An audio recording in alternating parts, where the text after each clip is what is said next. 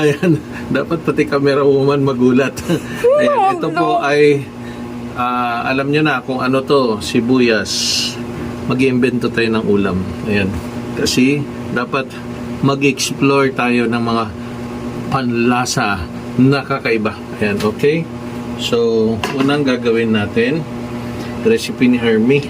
Ito, focus natin. Wala pa palang apoy. Talagang halatang sanay magluto. At ay luto rin to. Kaya actually inuuna ko siya. Minsan masakit siya sa mata.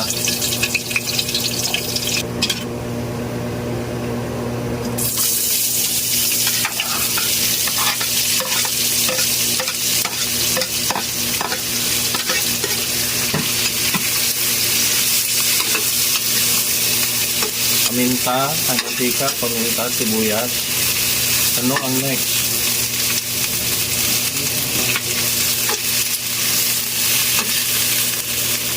Lagyan natin ng pinch of salt.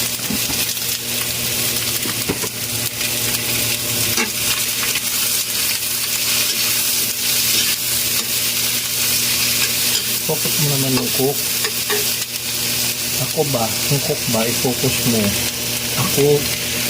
Ayan. Ako yung cook.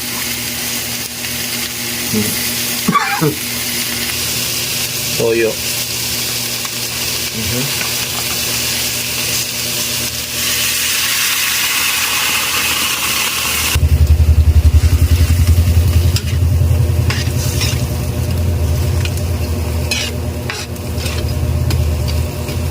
Tingin mo, Ivy, may kakain nito? Meron. Sino? Tayo. Kung ayaw niyong kumain nito, masaya ako. Dahil, para sa akin, masarap ito. Kaya anong ma-absorb ng sibuyas yung toyo. Bigyan natin ng konting magic sarap. Okay? Sinadya kong malalaki ang hiwa ng sibuyas, guys, para chunky. Anong mas masarap magluto? Lalaki o babae? Guys, para sa inyo. Marunong naman magluto si mama ko. Lalo na yung baka niya na sinawsaw sa minarinate, sinawsaw sa itlog at harina, tas prinito. Hindi ko malimutan yan. Pero si papa ko ay cook. Ayan. Kaya ang anak, guys, ay kukok. Hindi ako marunong. Ayan. So, anyways. So, mga gusto ng recipe dyan, sumulat lamang sa akin dito sa Hermie Solite, Taguig, North Signal, Taguig.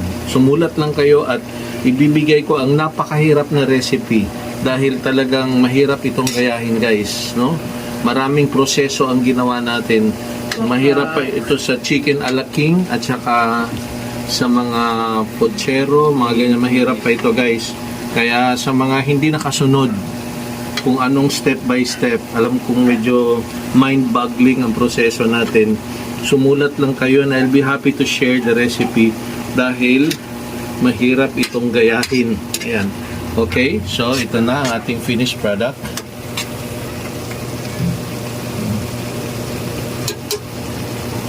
Tikman natin.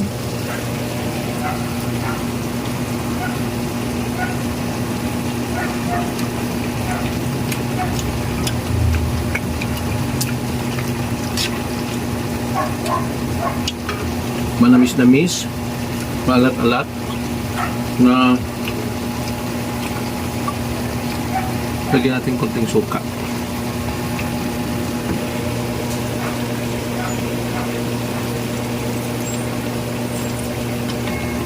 Tikman natin ulit ang sabaw.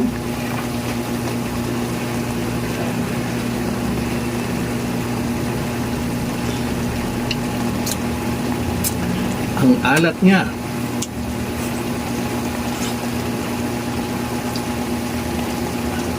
Sipin na lang natin bagoong ito na sibuyas. Pero baka naman mamaya pag lumamig na mag-iba na yung lasa, guys. Once again, para sa mga gusto ng recipe, sumulat lang kayo sa akin, Hermes Solite, North Signal Taguig, para maibigay ko ang napakahirap na recipe ng ating sibuyas sauté. Spell sauté, hindi ko alam. Ano ibig sabihin nun? Okay, yun lang po. Maraming salamat sa mga nakaabang ng aking next recipe dyan. Comment lang kayo at nakaabang na, gutom na sila, naamoy na nila yung mabangong amoy ng ating sibuyas sauté. Okay guys, meron tayong modification na ginawa sa ulam natin. Kasi nung natikman ko ito, parang gusto kong magkabit ng life jacket at parang gusto kong mag-scuba diving. Kasi parang nandun po ako sa, alam nyo na, di ba, yung malawak na dagat. Kasi, ewan ko, ba't yun lang ang naaalala ko pag natikman ko yung luto ko. Kaya ang ginawa ko ay nagdagdag ako ng isang tasang tubig. Huwag mo nang lagyan ng asukal kasi ang matamis na yung sibuyas, baka mapagkamalang champurado yung niluluto natin.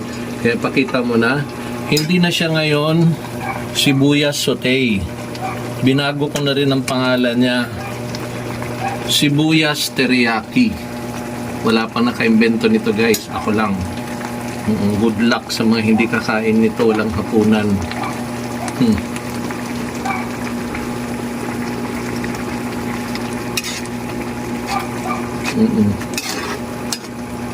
Okay. Si IB, patikimin natin. IB, whether you like it or not, tumikim ka. Titikim o walang isang buwan na sweldo? Patay una. Titikim o walang isang buwan na sweldo? Tikim na, tapos na. Anong lasa? Maalat. Maalat. Tumabang ng konti kaysa kanina. Ganon? Ayan guys, ang ating sibuyas teriyaki. Ayan guys, yun po ang ating sibuyas teriyaki. For those who wanted to have the recipe, comment below at saka magsabi lang po kayo ng recipe please. Ayan. And I'll be happy to share my recipe sa ating sibuyas teriyaki. Hindi basta-basta ang proseso. Okay? Once again, ang sikreto guys, lutong-luto ang tubig. Okay? Hindi basta-basta ang recipe.